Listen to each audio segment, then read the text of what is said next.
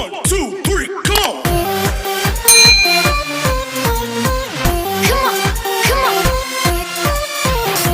Assalamualaikum warahmatullahi wabarakatuh.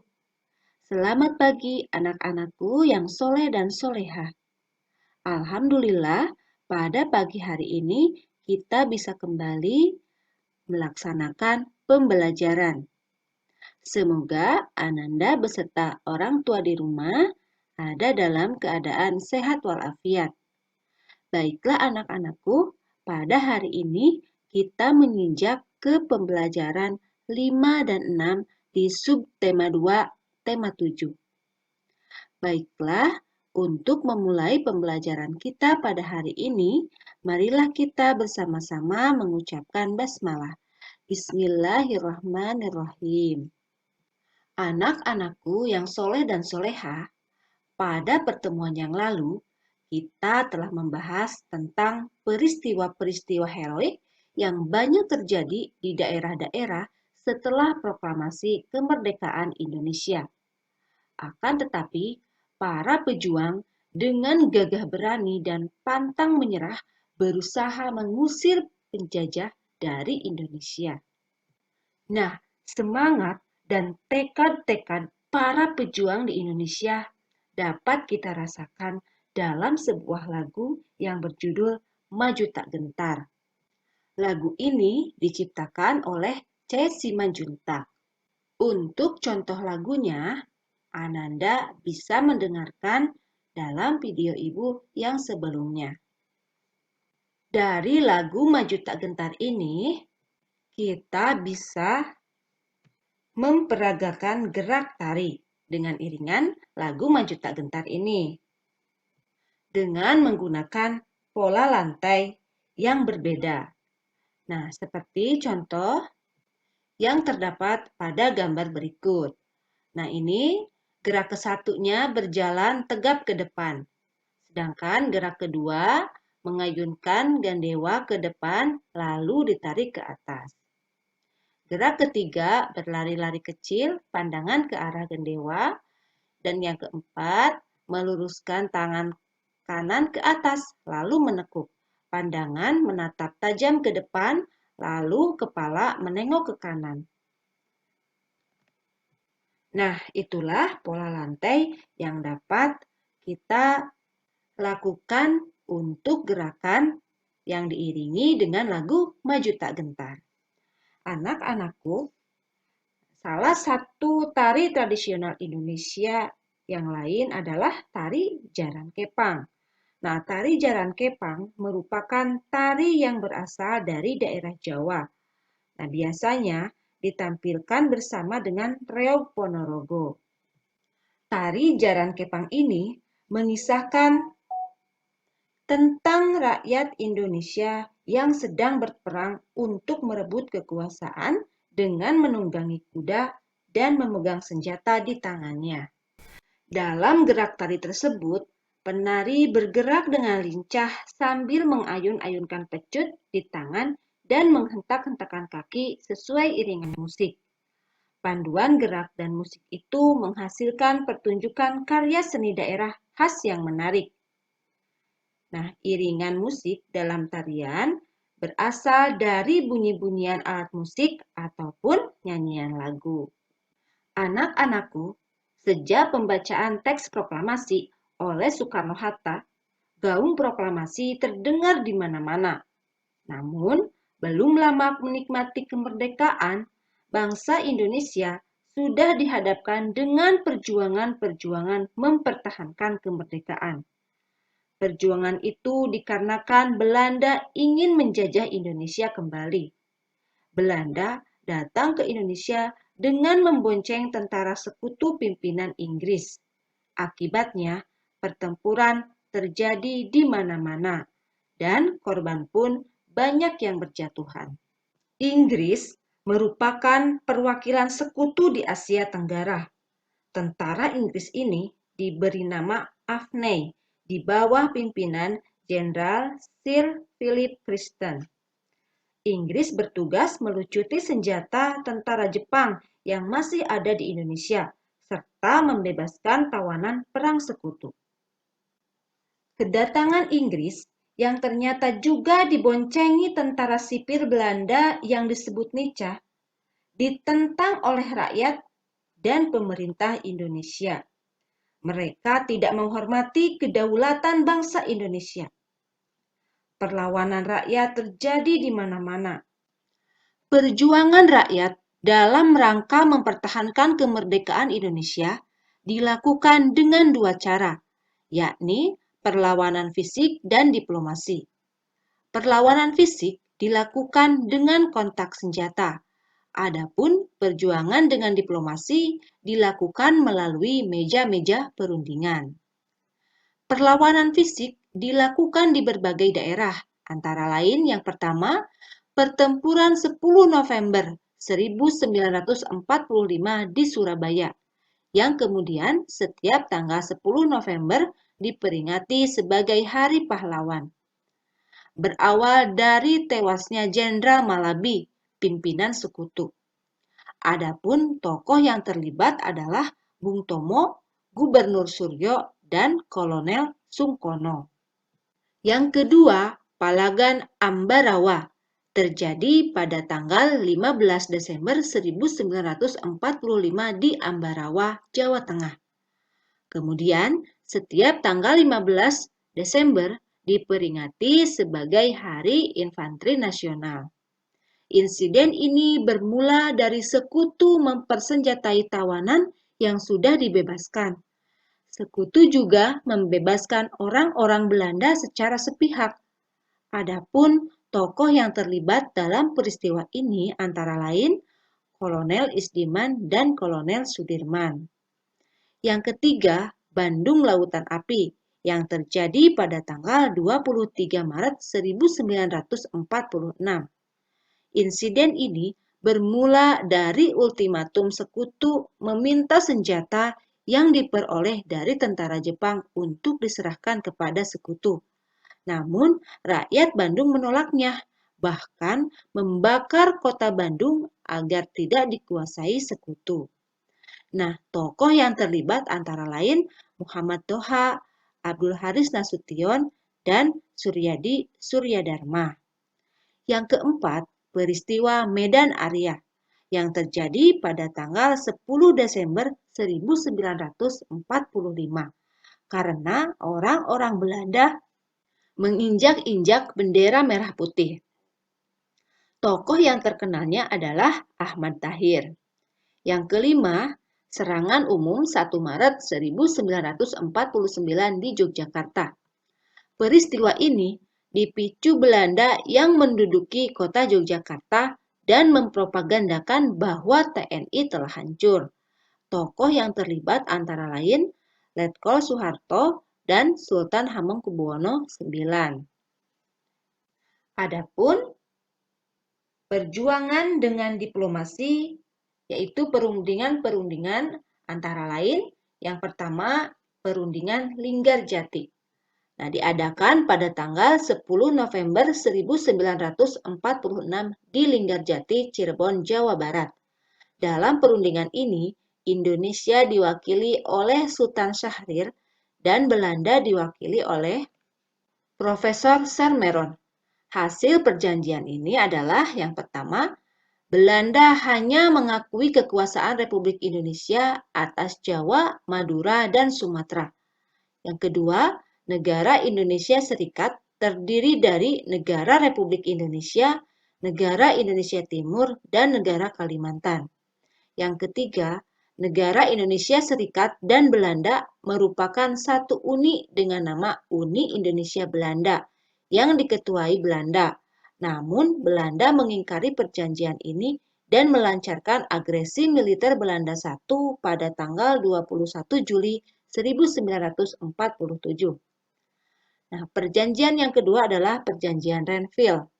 Perjanjian Renville diadakan pada tanggal 17 Januari 1948 di atas kapal USS Renville milik Amerika Serikat. Isi perjanjiannya adalah yang pertama, Belanda hanya mengakui daerah Republik Indonesia atas Jawa Tengah, Yogyakarta sebagian kecil Jawa Barat dan Sumatera. Kedua, semua pasukan Republik Indonesia harus ditarik mundur dari wilayah-wilayah yang diduduki Belanda. Yang ketiga, Belanda tetap berdaulat di seluruh wilayah Indonesia sampai diserahkan kepada Republik Indonesia Serikat yang akan segera dibentuk. Namun, Belanda lagi-lagi mengingkari isi perjanjian Renville dan melakukan agresi militer Belanda II pada tanggal 19 Desember 1949. Yang ketiga adalah perjanjian Romroyen yang diadakan pada tanggal 17 April 1949 di Jakarta. Indonesia diwakili oleh Muhammad Rom dan dari Belanda diwakili oleh Van Rooyen. Isi perjanjiannya adalah yang pertama, pemerintah Indonesia dikembalikan ke Yogyakarta. Kedua, menghentikan gerakan militer dan mengembalikan tawanan. Yang ketiga, Republik Indonesia sebagai bagian dari negara Indonesia Serikat. Keempat, akan segera dilaksanakan konferensi meja bundar. Nah, itulah perjuangan-perjuangan rakyat Indonesia dalam rangka mempertahankan kemerdekaan, baik secara kontak fisik maupun secara diplomasi.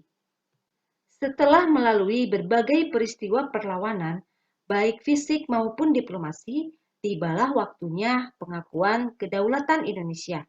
Apa saja peristiwa yang mengiringinya? Mari kita simak bacaan berikut ini. Peristiwa pengakuan kedaulatan Indonesia oleh Belanda. Tindak lanjut Perjanjian Romroyen adalah diselenggarakannya Konferensi Meja Bundar atau KMB. KMB dilaksanakan di Den Haag, Belanda pada tanggal 23 Agustus sampai 2 November 1949. Delegasi Belanda dipimpin oleh Van Marsseven. Delegasi BFO atau Badan Musyawarah Negara-Negara Federal dipimpin oleh Sultan Hamid II. Adapun hasil dari KMB adalah yang pertama, Belanda akan menyerahkan sepenuhnya kedaulatan kepada Republik Indonesia Serikat pada akhir bulan Desember 1949. Kedua, penyelesaian masalah Irian Barat ditunda setahun kemudian setelah penyerahan kedaulatan pada Republik Indonesia Serikat. Tiga, Republik Indonesia Serikat dan Belanda membentuk uni yang dipimpin oleh Ratu Belanda berdasarkan kerjasama sukarela dan sederajat. 4. Republik Indonesia Serikat harus membayar utang kepada Belanda sejak tahun 1942. 5. Pembubaran KENIL dan memasukkan anggota KENIL ke APRIS. 6. Kapal-kapal perang Belanda ditarik kembali dari Indonesia. Dan ketujuh, Konstitusi Republik Indonesia Serikat dipermaklumkan kepada Kerajaan Belanda. Selain itu, hasil KMB juga mengembalikan wilayah-wilayah Indonesia menjadi satu kesatuan, kecuali Irian Barat. Sesuai hasil kesepakatan dalam KMB, pada tanggal 27 Desember 1949, diadakan upacara pengakuan kedaulatan dari pemerintah Belanda kepada Republik Indonesia Serikat. Namun sebelumnya, pada tanggal 17 Desember 1949, diadakan pelantikan Presiden Republik Indonesia Serikat, yaitu Insinyur Soekarno. Pada tanggal 20 Desember 1949, Dr. Andes Muhammad Hatta dilantik sebagai Perdana Menteri Republik Indonesia Serikat. Nah, pengakuan kedaulatan Indonesia dilaksanakan di Belanda dan di Indonesia. Wakil Indonesia yang menandatangani pengakuan kedaulatan di negeri Belanda adalah Dr. Andes Muhammad Hatta dan wakil dari Belanda adalah Ratu Juliana. Adapun proses penandatanganan di Indonesia, pihak Belanda diwakili oleh Loving dan wakil Indonesia adalah Sultan Hamengkubuwono IX. Dengan cara pengakuan kedaulatan tersebut, berakhirlah penjajahan dan kekuasaan Belanda atas Indonesia. Peristiwa tersebut juga menandai berdirinya negara Republik Indonesia Serikat. disingkat RIS. Anak-anakku yang soleh dan solehah, bisakah kita membayangkan bagaimana proses perjuangan fisik dalam mempertahankan kemerdekaan Indonesia yang dilakukan oleh para pejuang? Para pejuang Indonesia hanya menggunakan senjata-senjata tradisional seperti bambu runcing, keris, dan tombak. Jika memakai senapan api, itu pun hanya hasil dari rampasan. Sangat berbeda dengan senjata yang dimiliki Inggris, Belanda, ataupun Jepang. Mereka menggunakan senjata modern seperti meriam, pistol, bahkan bom. Nah, perjuangan para pahlawan waktu itu sungguh hebat. Mereka tetap semangat membara, pantang menyerah, walaupun para penjajah Indonesia menggunakan senjata modern. Tentu saja, suhu udara saat itu sangat panas saat para penjajah menembakkan meriam dan mengebom. Berbicara tentang panas, tentu Ananda masih ingat kan tentang kalor, bahwa perubahan suatu wujud benda dapat dipengaruhi oleh kalor atau panas. Nah, contoh perubahan wujud benda adalah proses mencair, menguap, dan menyublim. Ketiga proses tersebut terjadi karena benda-benda yang berubah menyerap kalor dari lingkungan sekitar. Bisa dipanaskan atau didiamkan. Sementara itu, proses membeku, mengkristal, dan mengembun terjadi karena benda-benda yang berubah melepaskan kalor ke lingkungan sekitar atau didinginkan sehingga dapat berubah wujud.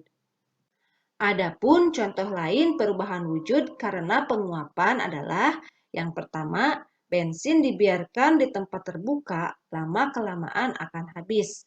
Kedua, minyak kayu putih dibiarkan dalam botol terbuka dalam waktu yang lama juga akan berkurang isinya.